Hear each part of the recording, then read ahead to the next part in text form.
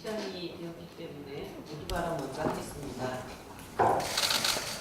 구속기간이 만료되어서 기결수로 신분이 전환된 어제 박근혜 전 대통령 변호인이 형 집행 정지를 신청했습니다.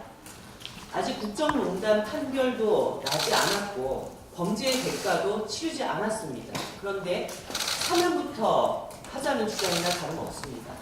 형 집행정지 권한을 가진 검찰은 신중한 판단을 해야 할 것입니다.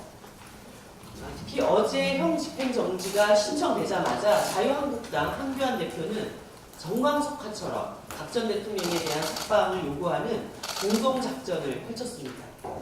명분은 박 전 대통령의 건강이지만 진짜 목적은 이제 대놓고 도로 친박 정당으로 폐기하겠다는 선언입니다. 용서할 사람은 국민인데 탄핵 정부의 총리가 탄핵당한 대통령을 용서하자는 이 상황을 어떤 국민이 납득하겠습니까? 한국당이 최우선적으로 해야 할 일은 박근혜 전 대통령의 석방이 아닙니다. 한국당 정치인들이 5.18 망언에 이어서 이번에는 세월호 망언으로 유가족과 국민들에게 큰 상처를 줬습니다. 그러나 정작 당 안에서는 우리 식구를 보호하자며 옹호하는 이야기부터 나오고 있습니다. 반성을 모르는 망언 정당, 한국 정치의 망언 제조기입니다. 시도 때도 없이 터져나오는 자유한국당의 망언으로 우리 정치는 황폐화되고 있습니다. 자유한국당은 박 전 대통령에 대한 용서를 말하기 전에 자신의 몫인 사죄를 징계로 입증하십시오.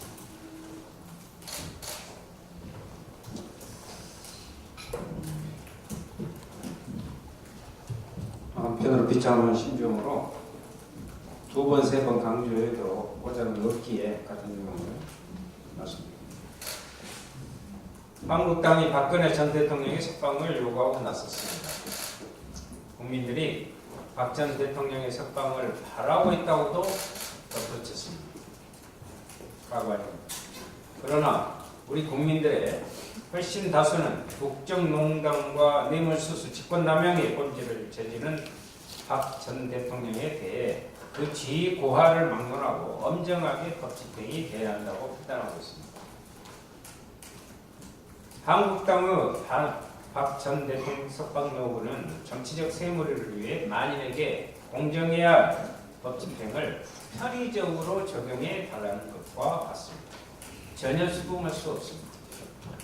만약 박근혜 전 대통령 석방을 요구할 것이라면 사실상 그 범행을 함께 기획하고 비호했던 최순실, 김기춘, 우병우에 대해서도 석방을 요구해야 합니다. 그런 요구는 하지 않으면서 박근혜 전 대통령에 대해서 석방 요구를 하는 것은 전형적인 기회주의의 결과입니다.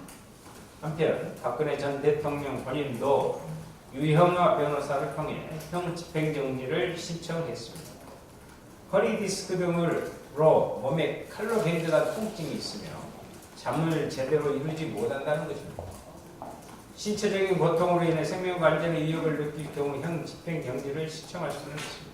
그러나 박 전 대통령의 형 집행정지 요구 사유가 과거 사례에 비춰볼 때 인용될 정도라고는 판단되지 않지만 이는 법조계 의료계 인사로 구성된 형 집행정지 심의위원회에서 원칙에 따라 공정하게 결정하게 하면 될 것입니다. 전직 대통령이라는 이유로 과거에 엄격하게 적용했던 형 집행정지 결정을 원정적으로 해서는 안 될 것입니다. 모든 법은 국민 앞에 공정하고 엄격하게 적용돼야 합니다.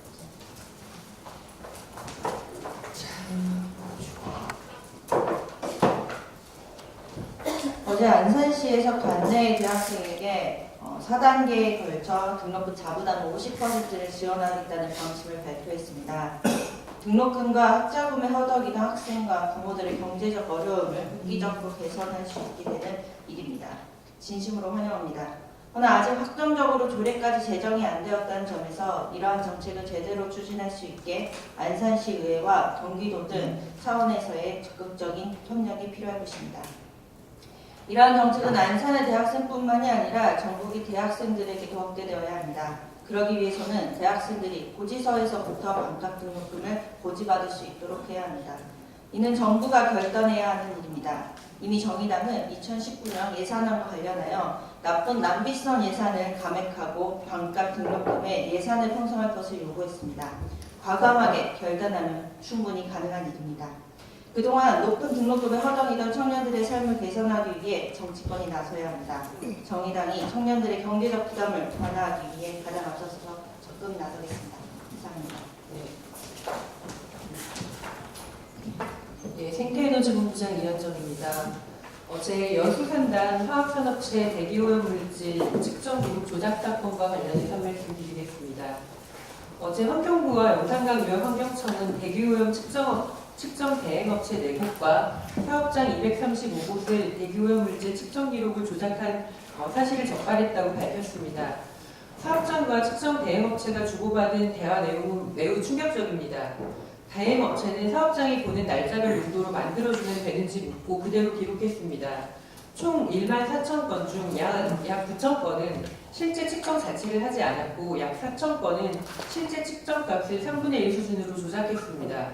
심지어 특정 대기 유해물질 배출 기준치를 173배 이상 초과했는데도 이상이 없다고 조작하거나 측정값을 법적 기준의 30% 미만으로 조작해 대기 기본 배출 부과금을 면제받은 사례도 있었습니다. 우리는 거의 30년 전에 발생한 낙동강에서 발생한 페놀 사건을 기억합니다. 낙동강 페놀 사건은 사고가 아니었으며 기업은 언제든 국민의 건강보다 기업의 이윤을 선택할 수 있음을 보여준 상징적인 사건이었습니다. 이번 사건은 그런 위험이 여전함을 보여주었으며 동시에 30년이 지났음에도 이를 관리할 수 있는 정부의 정책과 기능에 큰 구멍이 있음이 드러났습니다. 온 국민이 미세먼지로 고통받고 있는 현 시점에 대기오염 물질 관리 정책의 근본적인 개혁이 필요합니다. 가장 기본적으로는 사업장과 측정업체의 관계가 바뀌어야 합니다. 현행 제도는 감시의 대상인 사업장이 측정업체를 선정할 권한을 가지고 있습니다. 이러한 구조를 바꾸지 않으면 이번 사건은 어떠한 형태로든 반복될 것입니다. 이러한 구조는 지적하지 않으면서 측정 대행업체와 배출 사업장에 대한 관리 업무가 지방자치단체로 이양된 이후 불법 행위가 증가하는 경향을 보였다고 지적하는 환경부의 입장에는 우려를 표합니다.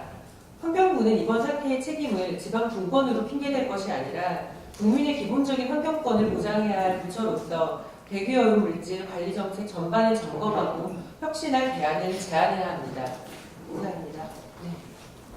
자, 그 정부 현안 점검을 빠르게 중요한 포인트들만